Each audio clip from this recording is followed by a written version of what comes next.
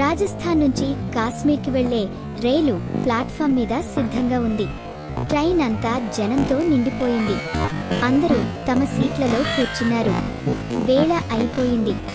అంతలోనే ఓ అమ్మాయి పారుతూ వచ్చి టికెట్ లేకుండానే రైలెక్కింది. ఆమె చెవుల్లో చెవిపోగులు, చేతిలో కేవలం ఒక చిన్న బ్యాగ్ మాత్రమే ఉంది. ఎవరి దృష్టికి రాకుండా ఓ మూల సీటులో కూర్చుంది. రైలు బయలుదేరింది. చీకటి పడుతోంది. గడియారం 2 గంటలు చూపిస్తోంది. రైలు అడవిలోకి ప్రవేశించగా ఒక్కసారిగా నిలిచిపోయింది. డ్రైవర్ దిగిపోతూ టార్చ్ వెలిగిస్తూ ఎంజిన్ వైపు నడిచాడు. ఎందుకు ఆగిందో, ఏ సమస్య ఉందో తెలుసుకోవాలనే ప్రయత్నం. అయితే అప్పుడే అతని ముందుగా ఒక అమ్మాయి నిలబడి ఉంది. ఆమె రూపం భయంకరం. ముఖం నలుపుగా ఉంది. కళ్ళు తెల్లగా మెరుస్తున్నాయి. పాదాలు నేలకి తాకడం లేదు.